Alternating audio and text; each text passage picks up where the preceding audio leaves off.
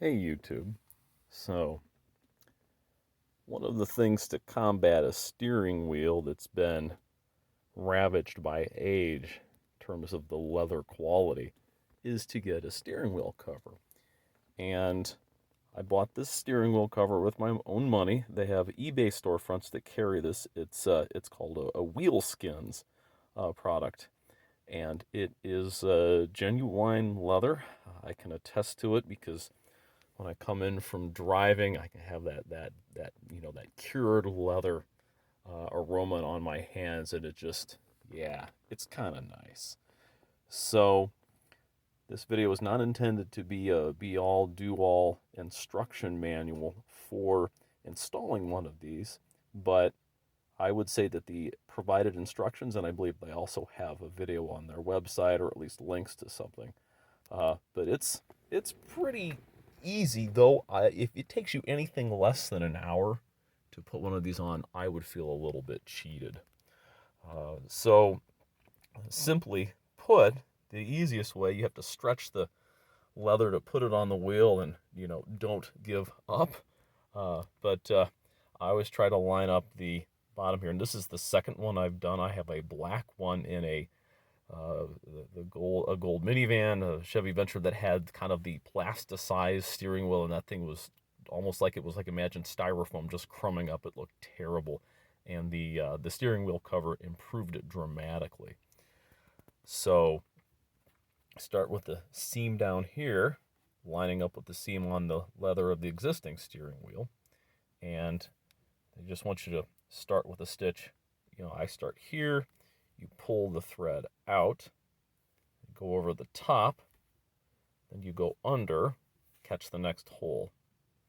And their directions say tight is right. And yes, if you don't have super strong hands, or your hands are not, kind of worn and calloused a little bit, holding that thread and pulling it tight can be uh, a little tough on your hands. Your hands might be a little bit sore the next day. The other thing is, I noticed that the thread is very thick, and it has a waxy substance on it, and that helps with the grip of the thread in terms of putting in. And you don't have to hold every single stitch. It's not like, oh, if I loosen it up here and I don't pull it tight here and I just kind of let it hang for a minute, that every single stitch all the way back is going to loosen up. That won't happen. That, like I say, that wax seems to do a real good job of holding the thread fast, so you're not losing all of your stitches should you just happen to let it go. The other trick that they use to get it around spokes on the steering wheel is they do what's called a false stitch, and that's essentially just taking the thread out and loop in, out, loop in, out, loop in. And do yourself a favor. What I do is I count the holes on the front, and then I line it up and count the holes that are left in the back. And yes, that is awkward, but and anything for art. And then you join them back together. One of the mistakes I did in the previous one is that I joined it back together too soon, and you can see the thread just kind of marching across. And after I was done, I was like, well, that's not great, but I'm gonna leave it. Here I took much more care to make sure that I had enough space coming up so that you were well past the spoke, and you could combine that back together again and provide that illusion of this thing being singly stitched, so to speak, all the way around. And that's really the only trick. I absolutely love the texture and the feel. It's not padded underneath. It literally is just a piece of leather, and it does have a fold on it, so it's folded under on itself to provide extra strength around the eyelets where the thread goes through. I shouldn't say eyelets. There's no actual eyelet. It's just a hole in the leather. But that helps to provide the strength. But it's very soft on the hands, and just has a real nice tactile sensation.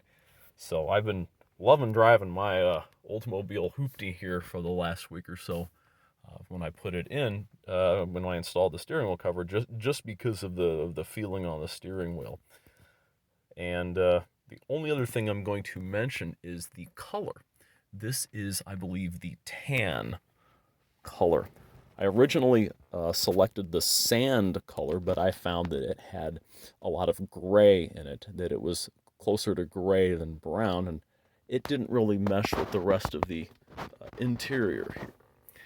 This is the tan, and it has a fair amount of red in it. Again, instead of brown, it has a fair amount of red. They say it's I guess, the color of the football, or maybe that's the brown.